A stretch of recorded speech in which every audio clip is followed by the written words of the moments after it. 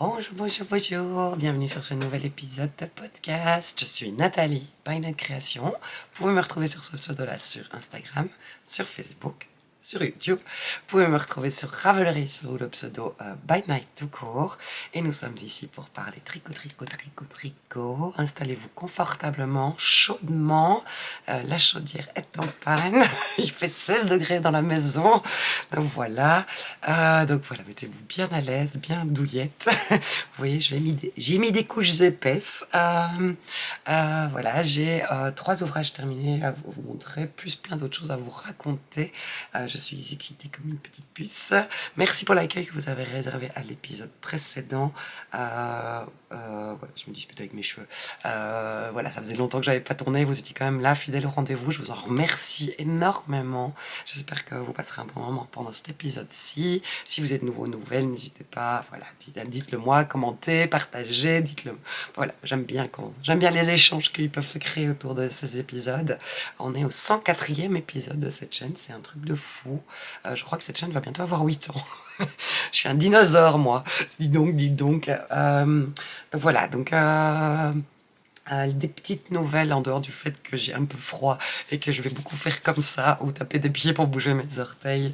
Je viens de teindre, donc je suis teinturière de laine dans la vie, c'est mon boulot, je teins de la laine de façon naturelle. Je pense que je porte le même gilet que l'épisode précédent, c'est pas grave, je vis dedans, c'est un détail. Il fait beau mais il fait froid, c'est comme un peu partout, on attend que l'hiver se termine, que le printemps commence, et puis dans 15 jours il fera 30 degrés, on va râler, c'est pas grave. Donc je suis en Belgique, juste au sud de Bruxelles.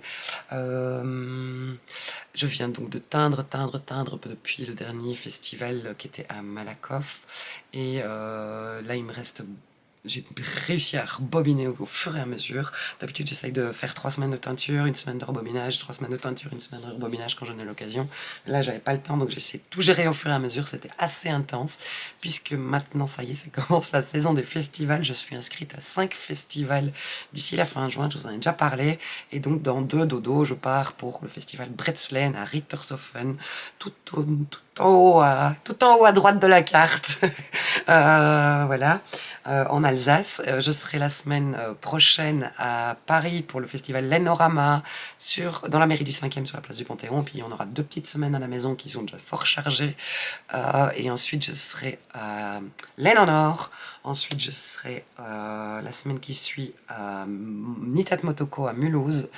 Et puis on part 1 semaine en vacances en Bretagne pour terminer par le festival Les Bigouds de Laine à Sarzeau dans le golfe du Morbihan. Donc voilà, c'est très excitant comme planning, c'est très stressant comme planning parce que c'est très difficile. Je me suis jamais inscrite à autant de festivals sur une période aussi courte et donc c'est difficile de me projeter sur les stocks, sur les inventaires, sur les voilà.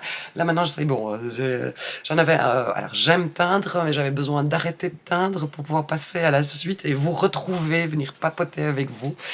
Donc voilà, comme je le dis souvent, si vous venez nous voir, je serai là avec mon mari à chaque fois sur un festival. N'hésitez pas à venir nous dire bonjour. Si vous portez de la laine que vous avez tricotée, de ma laine que vous avez tricotée, n'hésitez pas à venir me le montrer. J'adore voir comment vous avez transformé, comment vous êtes approprié mes bébés laineux. Et donc voilà. Mais donc je vais directement rentrer dans le vif du sujet et vous montrer les ouvrages que j'ai terminés.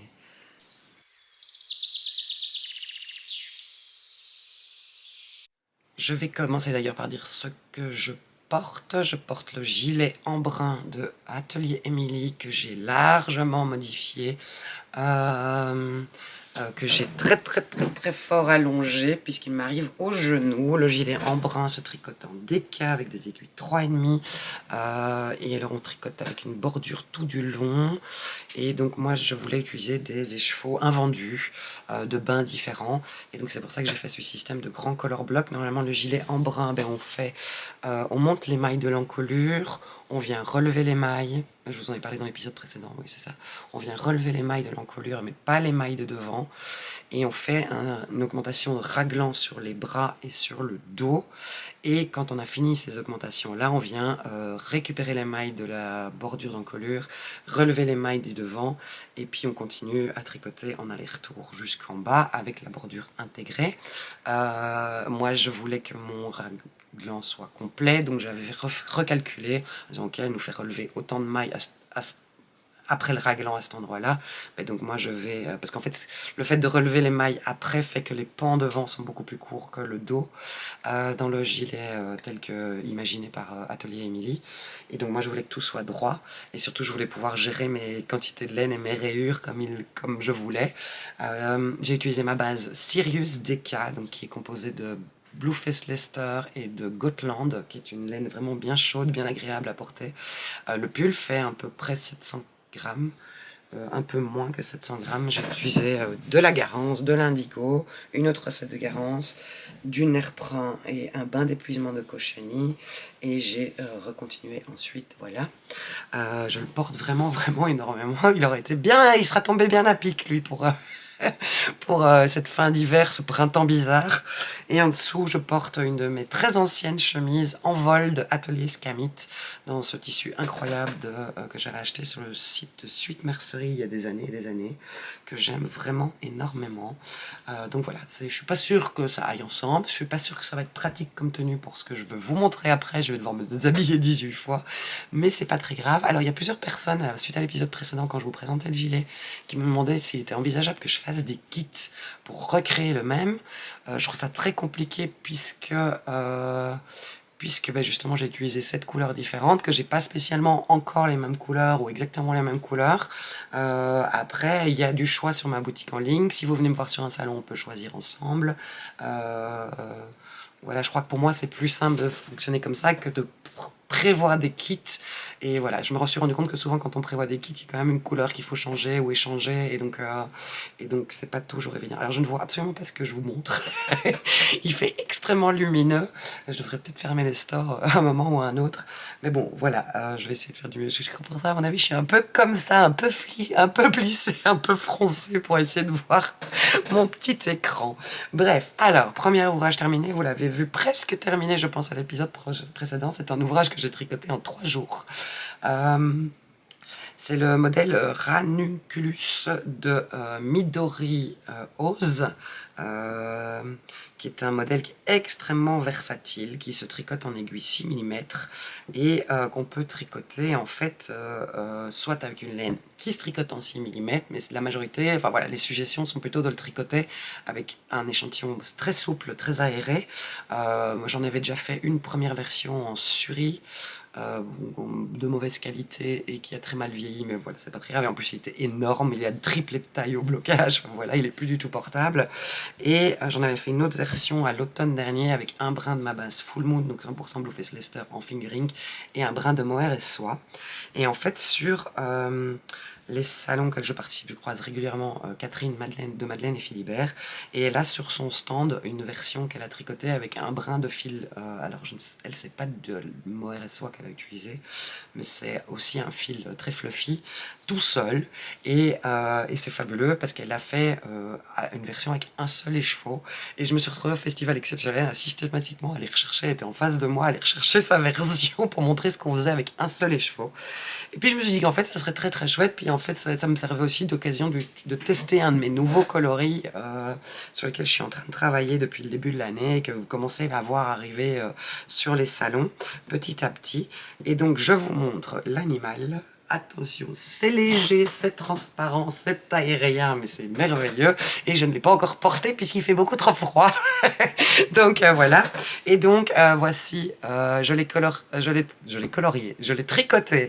J'ai d'abord colorié la laine et après j'ai tricoté le pull. Enfin, c'est un pull sans manches du coup que j'ai fait dans ma base Et le haut qui est du Super Kid Mohair et soie, qui est vraiment agréable.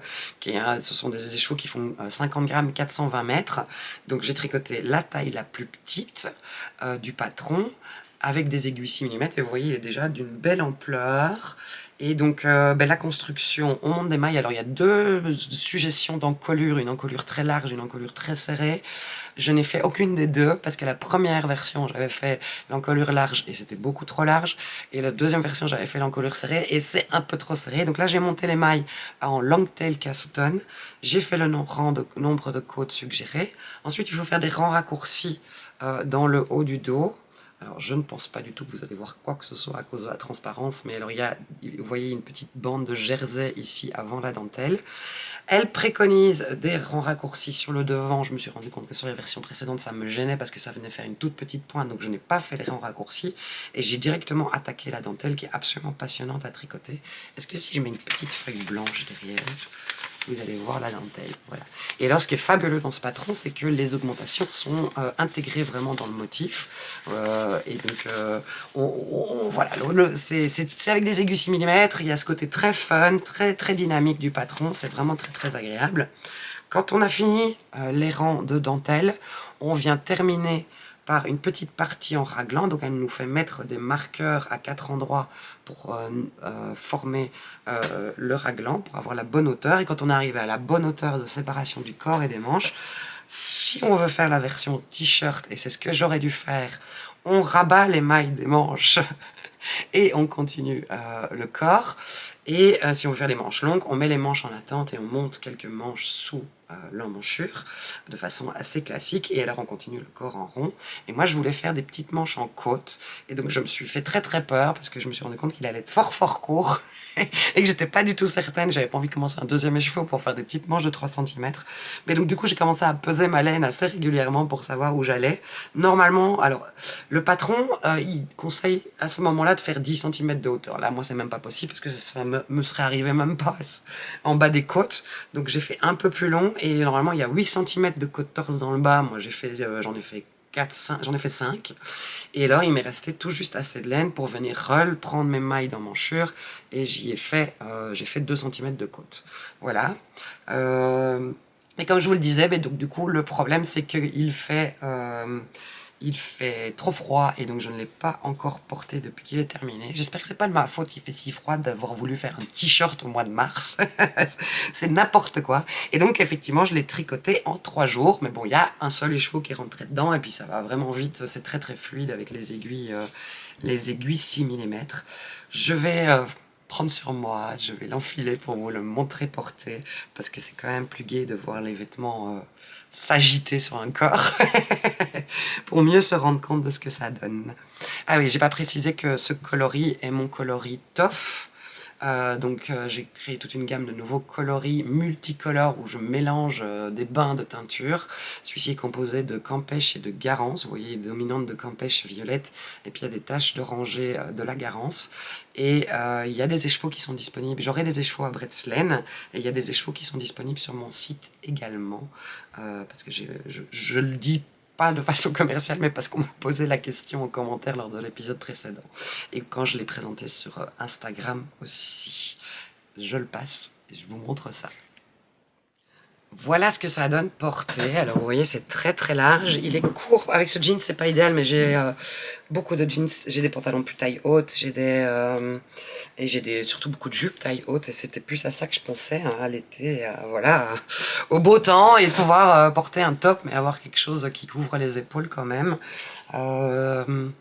Voilà, vous voyez mes petites manches, et vous voyez que malgré que j'ai fait la première taille, j'ai une belle largeur supplémentaire.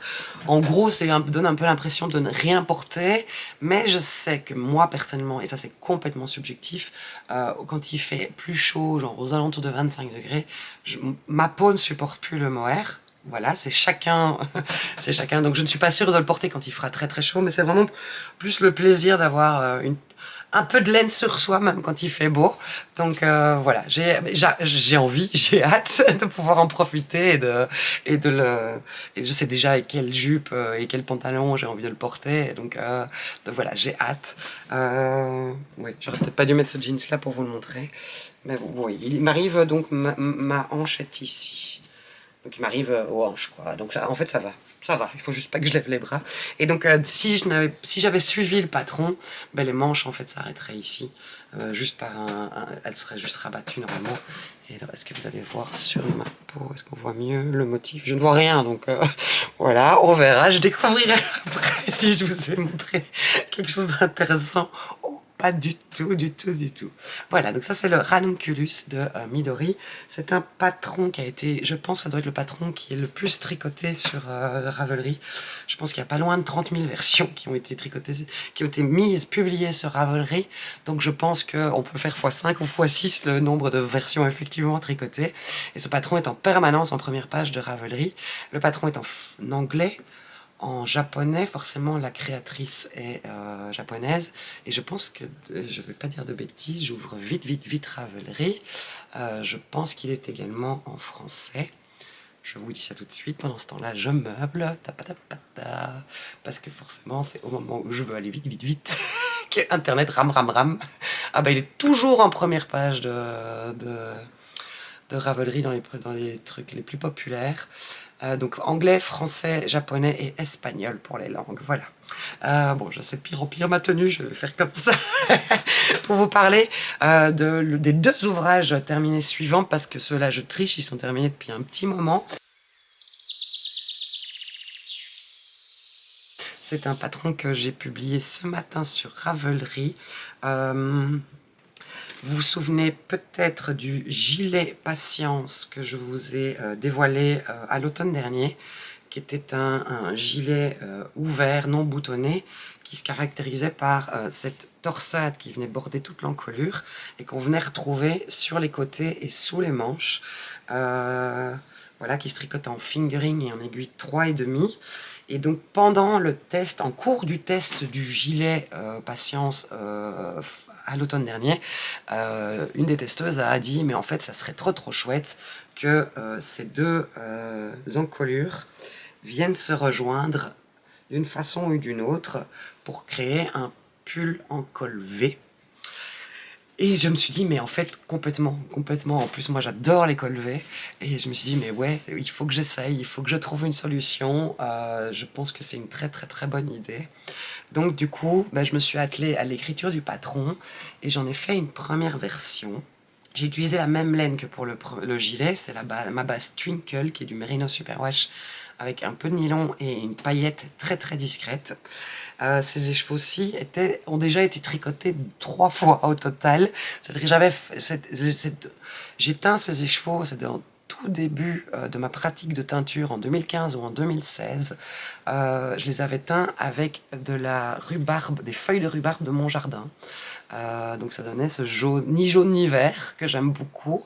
La Twinkle, elle est légèrement chinée au naturel, je n'en ai pas sous la main. Et donc du coup, elle donne une jolie profondeur aux nuances claires. J'avais fait un premier pull qui ne m'allait pas du tout. J'avais fait un autre pull qui, après ma perte de poids, est devenu trop grand. Et donc j'ai détricoté pour faire cette version du pull Patience. J'ai fait une grosse bêtise, je n'ai pas lavé mes écheveaux. En fait, j'ai détricoté directement au kick. Version à l'arrache, complètement paresseuse.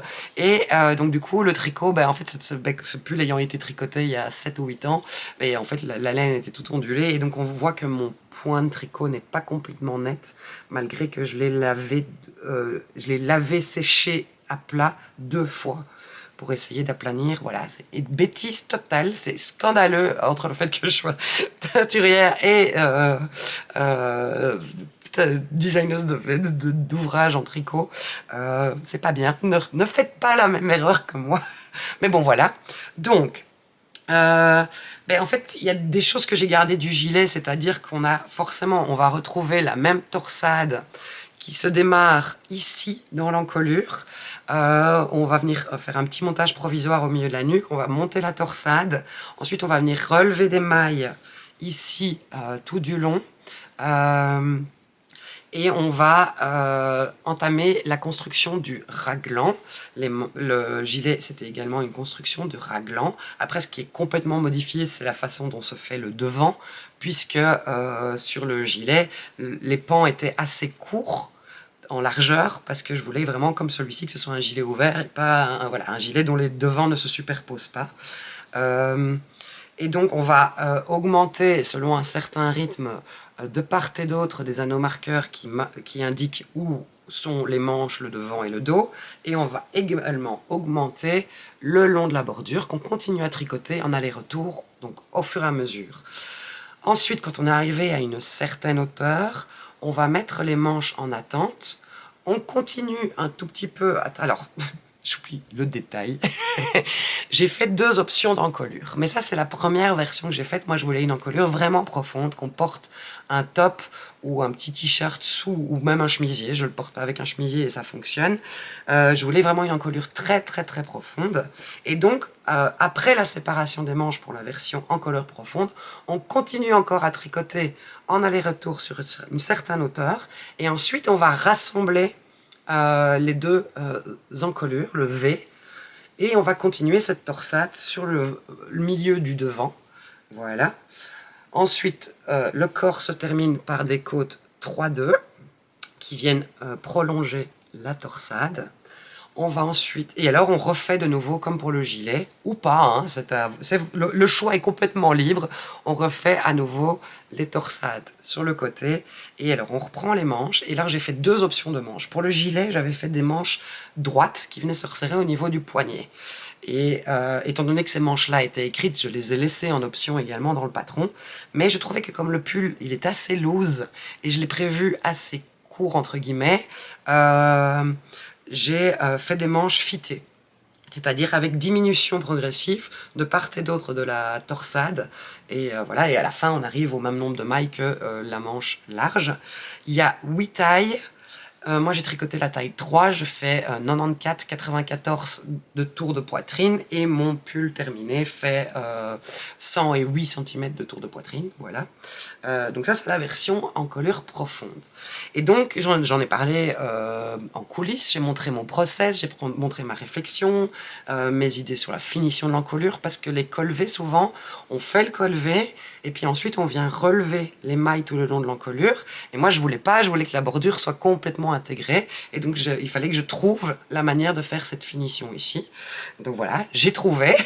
Donc voilà, mais donc j'en parlais avec les personnes qui me soutiennent en coulisses, en support participatif sur mon site, et que je remercie fort fort fort comme ça, d'être là, d'être présente, d'être à l'écoute, d'être bonne conseillère.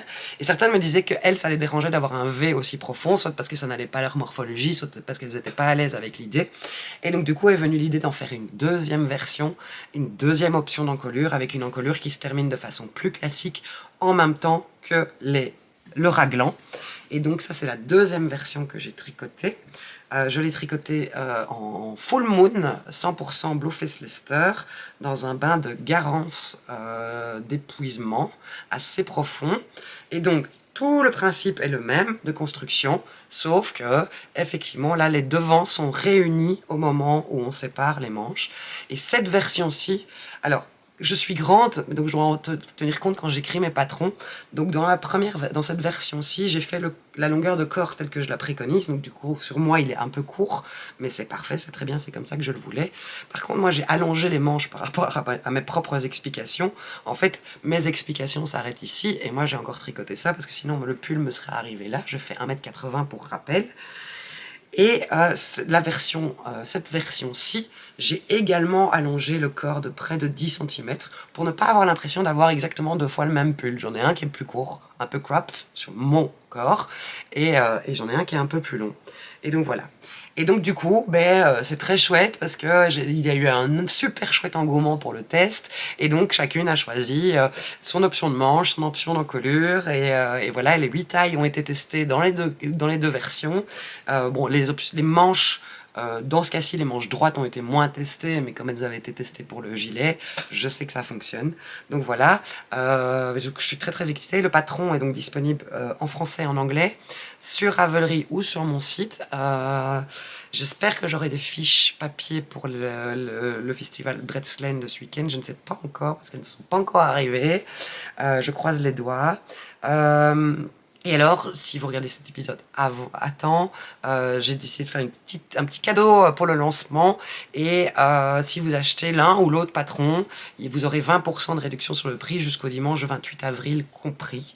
Je donne les dates parce que je ne sais pas quand vous regarderez l'épisode. Voilà, vous aurez 20%. Et donc j'ai fait la même promotion sur le gilet aussi. Donc voilà, vous pouvez adopter les deux patrons si vous le désirez. Vous pouvez en adopter qu'un. Vous pouvez ne pas en adopter aussi, hein, ça c'est tout à fait possible. Donc voilà, mais donc je vais me changer et je vais vous passer l'un et puis l'autre des pulls Patience pour que vous voyez ce que je veux dire à propos de ces profondeurs d'encolure, largeur et etc. etc. Après pour ce qui est de la largeur, en fait je donne les mesures terminées de l'ouvrage. Si vous voulez quelque chose de moins large, vous pouvez choisir la taille en dessous. Si vous voulez quelque chose encore plus loose, vous pouvez choisir la taille au-dessus. Après ce qu'il faudrait être sûr aussi, c'est qu'il tombe bien sur les épaules, mais à mon avis, voilà, il y a moyen de switcher, de prendre la taille au-dessus, la taille en dessous aussi. Enfin voilà, en fait vous êtes libre quand vous choisissez un patron, hein, vous pouvez décider de ne pas faire les torsades, de ne pas faire la torsade au milieu. Il y a quelqu'un qui m'a dit qu'elle le ferait mais sans la torsade au milieu. C'est tout à fait possible. Donc voilà. Et c'était un joli travail de réécriture de patron parce qu'en fait, le devant du pull n'a absolument rien à voir avec le gilet. Et puis le fait de faire cet exercice pour adapter les manches également et avoir les deux options. Voilà, je me suis beaucoup amusée à l'écriture de ce patron et j'espère qu'il vous plaira. Je sais que quand j'ai mis des petits aperçus sur Instagram, vous avez été adorable et très enthousiaste, donc ça me touche très fort. Et donc je suis excitée comme une puce en fait. Moi, chaque fois, c'est un nouveau bébé qui apparaît sur lequel j'ai travaillé depuis octobre. Donc ça fait 6 mois qu'il est là, qu'il est dans les tuyaux, et donc ça a toujours un côté très excitant. Je passe le premier avec l'encolure profonde. Bon, voilà, alors il est temps que j'ai un peu meilleure mine.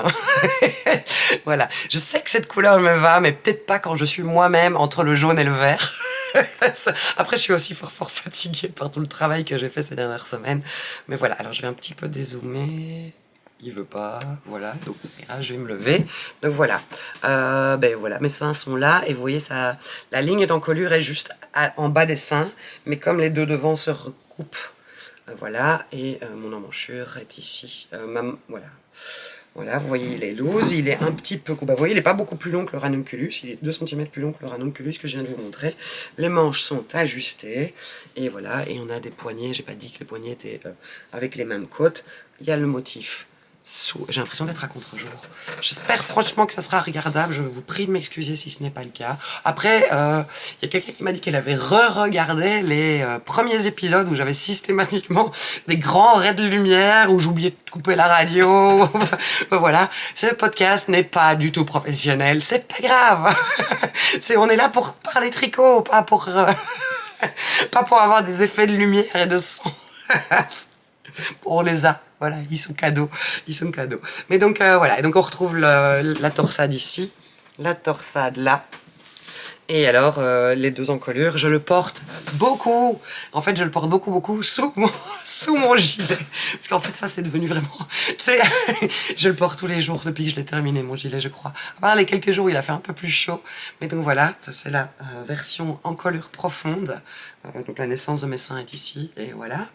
Et donc, je vais passer la deuxième version. Vite, n'attrapons pas froid. Oh. Heureusement qu'on a un poêle et que voilà, mais on n'a plus vraiment de bois. Donc on est en train de brûler du bois qui n'est pas encore assez sec, de l'arbre. Vous vous souvenez de cet arbre qu'on a abattu à la fin de l'automne? Ah, il y a un fil. Et qui n'a pas rentré tous ses fils. En plus, il est bien long, lui. Je vais m'en occuper après. Voilà, la version en Blueface Leicester. Parce que je voulais aussi voir ce que donnait...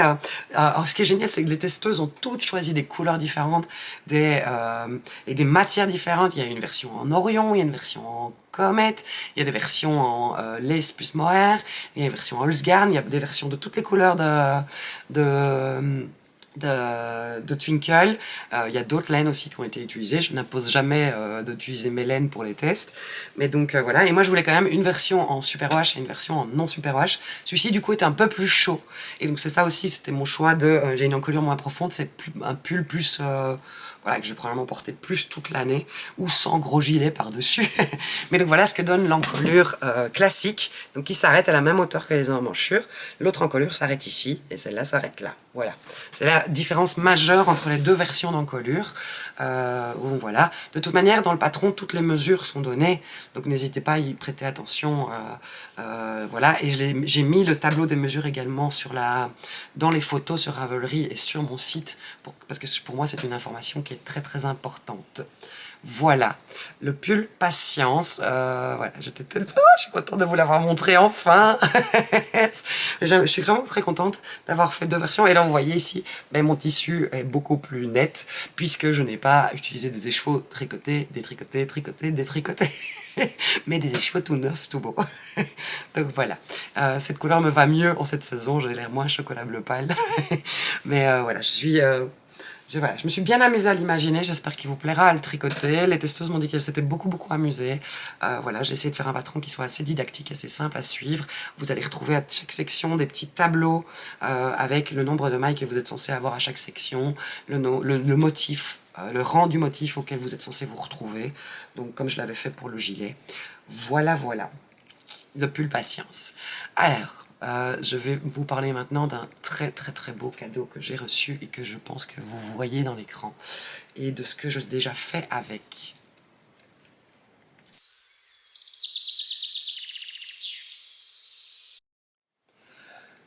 J'ai fait une toute petite pause pour aller me resservir une petite tisane de thym avec du miel, parce que vous devez l'entendre. Ma voix est bien éraillée, ma sinusite est à son maximum. Voilà, j'en ai déjà parlé, si vous êtes nouveau, nouvelle, excusez-moi. Donc j'ai eu un Covid lourd en 2020, et depuis j'ai développé tout plein d'allergies. Et donc je suis entre autres allergique à mon chat, et je suis manifestement très allergique, et un peu plus chaque année au boulot. Et j'ai fait une grosse bêtise, c'est que il y a un samedi où il a fait très beau, et j'ai fait ouais, je peux enfin sécher mes draps à l'extérieur, ils vont sentir trop bon. Bah, ils sont surtout recouverts de pollen de boulot. Et donc je me suis réveillée le lendemain avec un casque, et ça passe pas, et donc voilà, j'ai la voix toute éraillée. Ouais. Et j'ai dû remettre un peu de bois sur le feu. Maintenant, comme je parle avec vous et que comme d'habitude je bouge dans tous les sens, ça va, j'ai moins froid, mais voilà. Alors, je vais vous parler de la machine à chaussettes OK Picknits, la machine à tricoter des chaussettes en rond. Enfin, je suis un peu sans voix. J'ai contacté Julia et OK Picknits. Donc Julia, c'est la madame qui est derrière. C'est Julia et son mari qui ont créé OK Picknits. Si vous suivez les podcasts de Miminit, de Miss Manu Naturel, de L'Eau Demoiselle, vous avez sûrement déjà vu cette machine passer. Je les ai contactés au mois de décembre parce que je me suis tout à coup dit waouh, c'est génial. Pour le hardwarming cal, ça serait absolument fabuleux. Donc le hardwarming cal, c'est un cal, donc on tricote ensemble des ouvrages pour me les faire idéalement un ouvrage par mois, pour tricoter solidaire petit à petit au fur et à mesure de l'année, et pour me les faire parvenir en octobre-novembre, pour que moi j'aille les donner à la plateforme de soutien aux réfugiés, qui est une association belge qui encadre, aide, soutient, guide les migrants de passage, ou les personnes en demande, en attente de pouvoir poser leur demande d'asile, donc toutes les personnes qui sont illégales actuellement et qui ne sont pas prises en charge encore par les autorités gouvernementales. Et donc eux, ils font un énorme travail, et entre autres la distribution de vêtements, la distribution de vivres. Voilà, c'est une toute petite partie. Ils font énormément de logistique, ils créent des maisons d'accueil aussi, ils empruntent des maisons dans lesquelles ils logent des gens. Enfin voilà, ils font vraiment beaucoup de travail. Ils font un soutien administratif aussi à toutes ces personnes. Enfin, c'est un boulot de dingue. Et donc depuis 2020, 2021, je vous propose, donc la 4e année, de tricoter un ouvrage par mois, ou de tricoter un pull sur 9 mois, ou enfin voilà, et de me faire parvenir tout ça. Donc je vous ai montré dans l'épisode précédent, jusqu'à présent cette année, je n'avais eu l'occasion que de faire des bonnets. La majorité des bénéficiaires sont des hommes assez jeunes, entre 15 et 35 ans, et surtout la majorité des dons que reçoit la plateforme sont des vêtements pour femmes, et donc ils ont trop de vêtements pour femmes, pas assez de vêtements pour hommes. Donc voilà, je propose, je suggère, mais après vous faites ce que vous voulez, de surtout tricoter pour des hommes, et qu'il faut que ce soit assez neutre, puisqu'ils sont illégaux, et donc il ne faut pas qu'ils aient des bonnets fluo. A priori. Donc voilà, soit des bonnets, soit des cols, les écharpes ne sont pas pratiques, des gants et des chaussettes, c'est très demandé. Et si vous avez le courage, un pull ou un gilet bien chaud, enfin voilà, tout est le bienvenu. J'ai déjà réceptionné près de 200 dons depuis le début de l'année, c'est un truc de fou. Au total, sur les 3 années précédentes, on a dépassé les 2000 dons, c'est juste extraordinaire en fait. Hein. Je suis émue à chaque fois. Bref. Donc voilà, mais enfin c'est pas bref, c'est important. Je vous en parle à chaque épisode. Je le dis à chaque fois, vous devez en avoir marre si c'est pas un projet qui vous plaît ou un sujet qui vous convient. Mais voilà, c'est très très très important pour moi, ça me porte. Et quand je reviens d'un festival comme à Malakoff où j'ai reçu plus de 100 pièces déjà tricotées depuis le début de l'année, c'est un truc de fou quoi. Donc je vais vous remettre de nouveau en lien avec. Ah oui, j'ai oublié de préciser que tout ce dont je parle est dans la fiche descriptive sous la vidéo que vous pouvez voir. Bon, malheureusement pas si vous regardez sur la télévision, mais si vous regardez sur tablette, téléphone, ordinateur, vous pouvez avoir toutes les infos. Et sinon, j'essaye de mettre aussi, si j'oublie pas, en sous-titres sur la vidéo les liens. Et donc, vous pouvez, via l'onglet coulisses, il y a un forum qui est accessible à tous et à toutes, avec toutes les informations pratiques à propos du CAL. N'hésitez pas à y jeter un œil. Je reviens à la machine à chaussettes. Donc, en décembre, je me dis, en l'ayant vu passer, je me dis, en fait, les chaussettes, je n'aime pas les tricoter. Je vais pas le cacher, je l'ai toujours dit, je n'aime pas les tricoter. L'année passée, je me suis beaucoup amusée à tricoter des gants. Après, l'idée, c'est de surtout tricoter le long des trajets. Dans mon cas, en fait, j'essaye de tricoter, comme je fais beaucoup de trajets pour les festivals et que ce sont des longs trajets, donc j'essaye d'y intégrer des dons pour le CAL. Et les gants, c'est pratique jusque-là. Et puis après, il y a tellement de choses à mettre en attente, c'est pas pratique à faire sur les trajets. Et donc, du coup, je me suis dit, mais en fait, avec cette machine, ça serait complètement fou parce que je pourrais faire des tubes d'avance et alors sur les trajets faire les côtes, les pointes et les talons. Et donc voilà, et donc je contacte en décembre Julia pour savoir quand est-ce qu'est prévu la prochaine mise en vente des machines et s'il y a moyen de m'en réserver une, et je lui explique ce que je veux faire. Donc il y aurait a priori quand même des chaussettes que je ferais pour mes proches et moi comme cadeau, parce que ma mère elle est fan de chaussettes tricotées, ma belle-sœur m'en réclame depuis 3 ans. Je ferai surtout des chaussettes pour hommes, et a priori des bonnets si c'est possible. Voilà, et donc je lui pose plein de questions et alors elle me répond, mais j'ai fondu en larmes, je n'en reviens toujours pas, qu'il y a 4 cylindres qui existent, chacun avec un nombre de mailles différents. Il y a, j'ai 3 plus grands, il y a la taille chaussette enfant, ado, il y a la taille chaussette femme, il y a la taille chaussette homme, et alors il y a une taille pour les bonnets. Et elle me dit, j'en ai discuté avec mon homme, en fait ça fait des années qu'avec mes copines tricot, on se dit qu'on participerait bien à ton CAL, mais que ça serait quand même, puisqu'ils sont établis au Canada, ballot que tu te retrouves à payer des frais de douane sur des dons pour une association. Donc voilà, ça nous tourne un peu en rond, et puis là tu nous demandes, quand est-ce que tu vas pouvoir acheter la machine? Ben, mon homme et moi on a décidé qu'on te l'offrait. Voilà, et j'étais là, oui, ok, mais alors vous me l'offrez, d'accord, avec un cylindre. Non, non, non, on t'offre tout, on t'offre les cylindres dont tu as besoin pour toi et pour tes dons.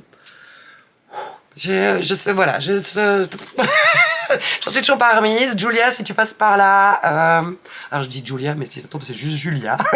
Je sais pas pourquoi je veux dire Julia. Tu n'es pas espagnole, tu es française. Pardon. Un immense merci, parce que j'en suis toujours pas remise, parce que c'est juste énorme, énorme, énorme. Donc voilà, et donc la machine est arrivée il y a une quinzaine de jours. Voilà, c'est une machine donc, qui est faite en impression 3D, tout est créé, imaginé par le compagnon, le mari de Julia. Voilà, moi je trouve que c'est un travail de développement complètement hallucinant. Et donc la machine se trouve, depuis que je l'ai reçue, juste ici. Et je suis désolée pour le bazar, hein.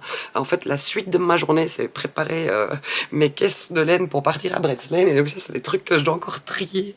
Et vous avez pas vu la montagne qu'il faut encore étiqueter. Bref, donc voilà. Et donc voici en quoi se compose la machine.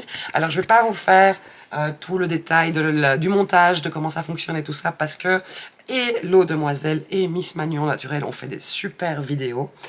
Alors, Julia m'avait prévenu, c'est une machine, c'est comme quand on apprend à tricoter, il faut apprendre à la dompter.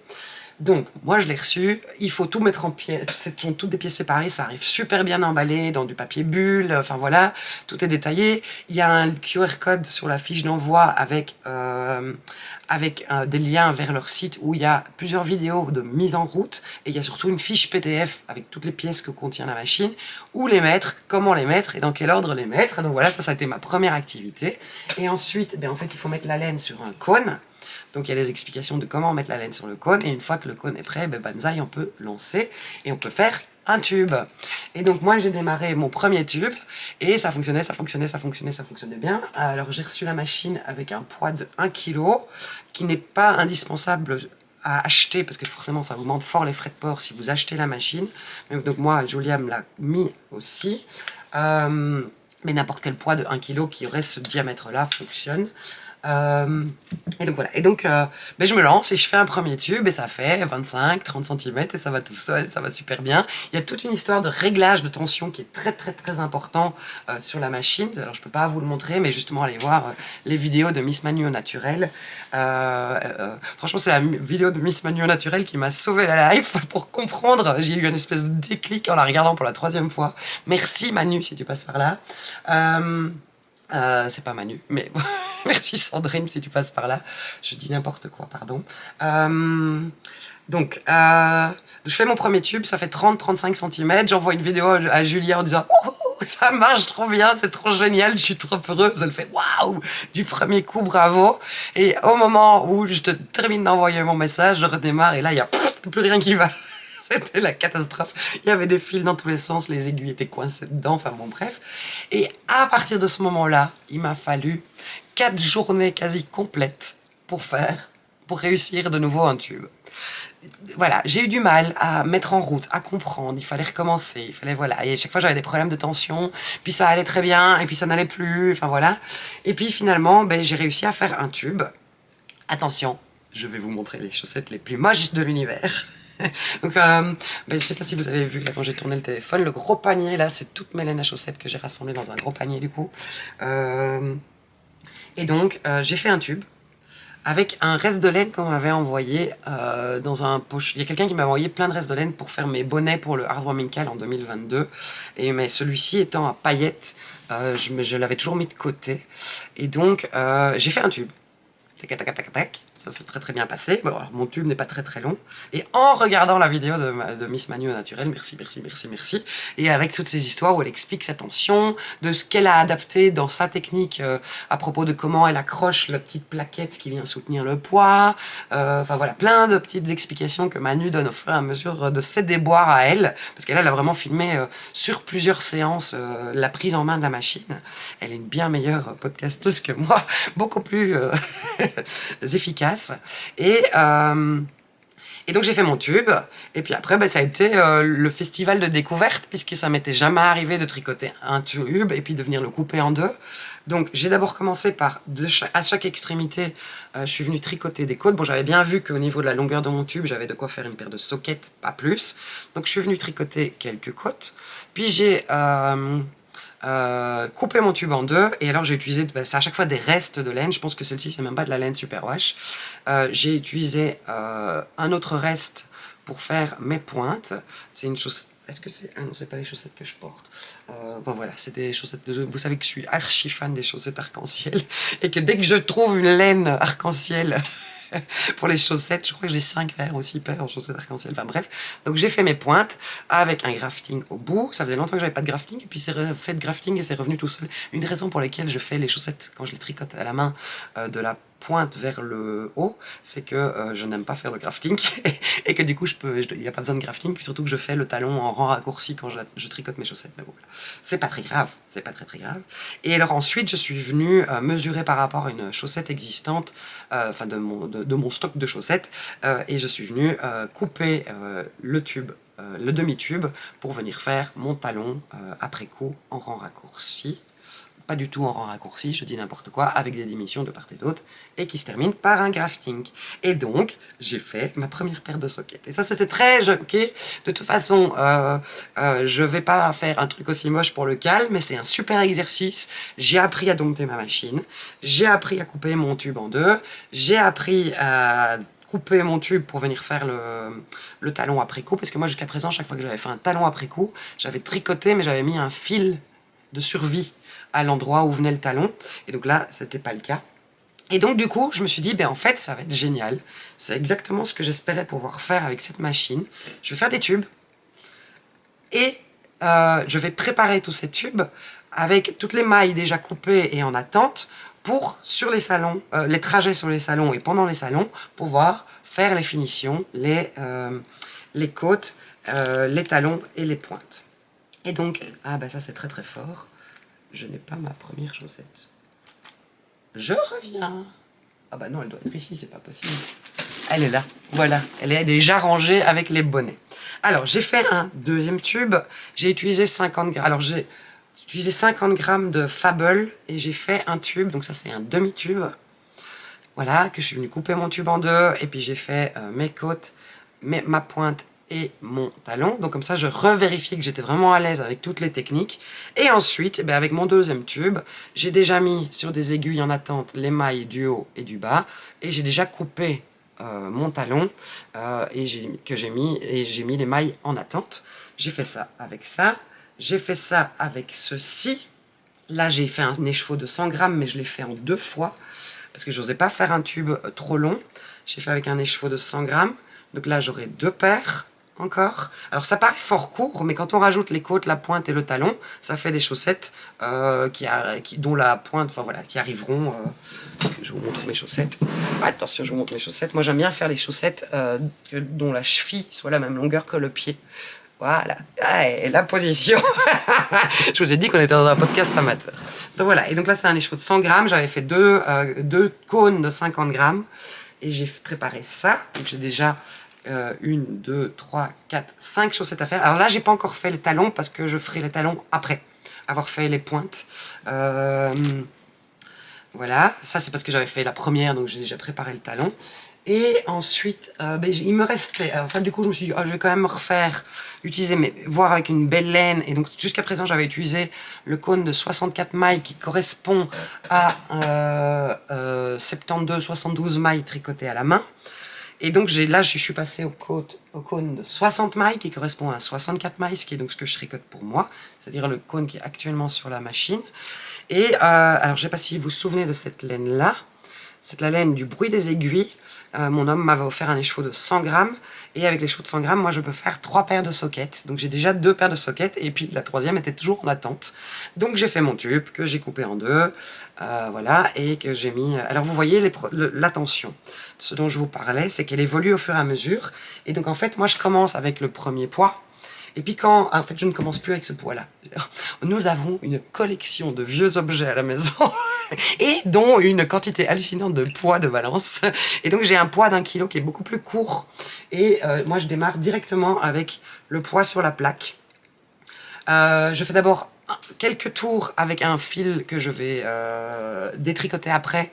Comme ça, je relève mes mailles, mes bonnes mailles, au premier rang où j'utilise ma bonne laine.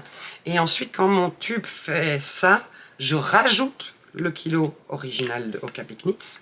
Et quand mon tube fait 30 cm, je rajoute encore. Parce qu'en fait, au fur et à mesure où je tourne, je sens que ça devient difficile et que c'est moins fluide. Et là, on voit vraiment que la tension a évolué au fur et à mesure. Je vais vous mettre les 2 tubes dans l'ordre dans lequel je les ai tricotés. Voilà. Au début, ça fait les petites diagonales que ça me faisait quand je tricotais à la main. Et puis ça s'est mis à aller tout droit, donc la tension est légèrement différente. Et ensuite ça s'est mis à tourner dans l'autre sens. Donc voilà, je trouvais ça assez rigolo et assez... Là, ça se voit bien. Mais donc voilà, et donc là, ça sera pour moi. Et ensuite, ben, j'avais un écheveau de 100 grammes. Je me suis rendu compte qu'avec cet écheveau-là de 100 grammes, j'avais fait 4 chaussettes. J'avais un écheveau de 100 grammes que j'aime d'amour, que j'avais intégré dans un châle, que j'avais détricoté. Et je l'ai divisé en deux. Et ça, c'est de la laine, je pense que c'est de la Piraten Vol. Donc c'est 75% laine, 25% nylon. Et donc là, mais du coup, je me suis dit, j'ai mis en cake 70 grammes, 70 grammes, en me disant, ben, comme ça, je fais une paire avec mes 70 grammes. Et en fait, finalement, oui, c'est ça. Et donc voilà. Et donc, mes 2 tubes sont prêts. Ça sera des chaussettes assez hautes. Je m'attendais pas à ce que ça soit aussi haut. Pour le moment, j'ai encore du mal à estimer. Parce qu'en fait, comme le tube est complètement étiré par les poids, j'ai du mal à estimer la hauteur, la longueur finale des tubes. Donc là, je pense que ces chaussettes-ci, il n'y aura pas beaucoup de côtes, voire quasiment pas de côtes. Pourquoi pas avoir des chaussettes qui roulotent au-dessus. Et voilà, et je ferai les pointes, et une fois que j'aurai déterminé, que j'aurai fini mes pointes, je vais déterminer où viendront les talons. Et vous voyez, à mon avis, les talons vont tomber ici, et je vais avoir des chaussettes qui seront assez hautes.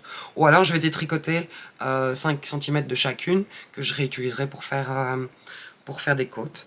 Voilà, et donc mon idée, ça serait de faire encore peut-être 1 ou 2 tubes, pour être sûr d'avoir de quoi... j'ai 4h30 de trajet aller et retour pour Breslen. Ensuite, j'ai voulu essayer le cône pour les bonnets. Donc j'ai mis le cône le plus grand, il est là-bas, je vais pas essayer de l'attraper de nouveau, faire tomber un morceau. Alors le problème c'est que j'ai utilisé quasi toutes mes laines fingering pour les hardware Michael des 3 années précédentes. J'ai utilisé tous mes restes, tous mes laines non superwash, mes laines non teintes à la main. J'ai tout utilisé, donc j'ai plus un choix ouf de laine. Et alors quelqu'un m'avait gentiment donné, je vous ai montré lors du dernier épisode, 12 pelotes de cette laine Bordeaux, là que j'ai tricoté avec une autre pour faire un effet chiné. Mais celle-là, elle est trop épaisse pour la machine, donc ça a complètement foiré, parce que je me dis, je vais faire des bonnets en sport DK, ça va être génial. Les aiguilles de la machine sont trop fines pour la faire passer, j'y suis pas arrivé. Donc je me suis dit, ok, l'autre solution, c'est de faire un plus long tube en fingering et venir replier le tube en 2 sur lui-même pour faire un bonnet en fingering en double, en mettant la tension au maximum pour que les mailles soient très aérées, pour avoir le truc le plus large possible. Et donc j'ai mis un de mes restes de Twinkle teinte au cachou cochonnerie, j'avais 55 grammes, et donc j'ai fait un long tube qui faisait à peu près comme ça. Et vous voyez, la maille est beaucoup plus aérée, beaucoup plus resserrée, parce que par rapport aux chaussettes, on avait ceci comme tissu, et donc là on a vraiment quelque chose de beaucoup plus aéré. Sur le cône qui a plus de mailles, alors c'est peut-être le bonnet, il est un tout petit peu petit, il sera pas pour une grande tête, mais bon moi là voilà, ça va. Et donc je me dis que si je fais ça avec un écheveau de 100 grammes, ça va être génial, parce que du coup j'aurai même de quoi faire un gros rebord sur le bonnet, avoir un bonnet un peu loose.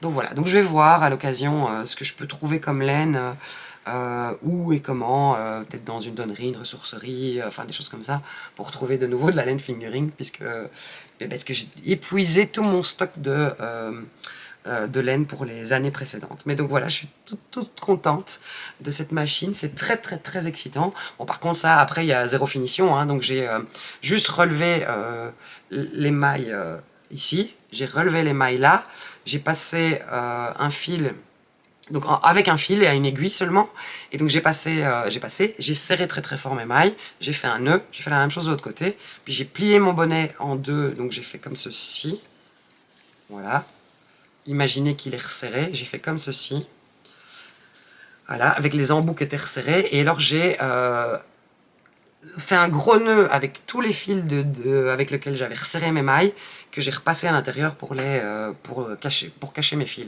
Voilà, en gros, comment j'ai fait mon bonnet. Donc voilà, mais donc il y a la possibilité infinie, et c'est top, et je suis contente. Alors je me rends bien compte justement que j'ai encore des choses à apprendre quand je vois ce genre de choses qui passent, mais voilà, c'est top, et donc je me dis que si d'ici octobre-novembre j'arrive à faire une dizaine ou une vingtaine de paires de chaussettes, voire plus pour le Hardware Michael, ça serait pas mal, ça serait vraiment pas mal quoi. Donc un immense merci à Julia et à son homme pour ce cadeau absolument extraordinaire. Mais vraiment, truc de ouf quoi, truc de ouf. Bon voilà, Je ne vais pas vous montrer, j'ai un autre ouvrage qui est terminé, mais il n'est pas bloqué, il n'est pas prêt à être montré. En plus, là, je viens d'entamer un ouvrage que je ne pourrais pas vous montrer avant le mois de juin, et je vais en entamer un autre que je ne pourrais pas vous montrer avant l'automne. Donc c'est un peu embêtant, donc je suis désolée, vous savez, le problème d'être une mono en cours, c'est qu'on n'est pas efficace comme podcasteuse.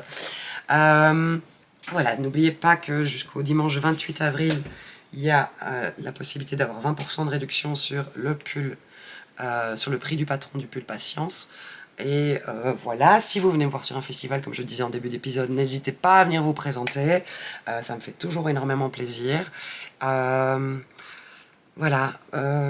J'ai l'impression d'avoir speedé. Je sais pas, en fait, comme j'ai pas arrêté de couper, je me rends pas compte. J'espère que vous aurez passé un bon moment. J'espère que cet épisode vous plaira, vous aura plu. Voilà, je viendrai plus tard, j'ai des grandes nouvelles voilà, il va y avoir des changements, enfin, il va y avoir beaucoup de choses qui vont se passer pour By Night. Ça va être très chouette. Après, les inscriptions pour le 2e semestre pour les salons est déjà entamées. Il y en a déjà 2 dont j'ai la confirmation. Et il y en a 2 autres dont j'attends la confirmation. Donc, voilà, ça bouge, c'est très très chouette, c'est très enthousiasmant. Et donc voilà. Portez-vous bien, tricotez bien, cousez bien, patchworkez bien, quiltez bien, jardinez bien, cuisinez bien, faites ce que vous aimez bien, faites-le bien ou pas bien, mais faites-le. Pensez à vous, n'hésitez pas à prendre des temps de pause pour vous. N'oubliez jamais de dire aux gens que vous aimez que vous les aimez. Je vous embrasse très très fort et je vous remercie d'être là, à l'écoute. Et disponible et voilà. Et merci pour tous vos mots doux, vos sourires et vos retours à chaque fois quand on se croise sur les salons. C'est très très très très agréable. Je vous embrasse très très fort.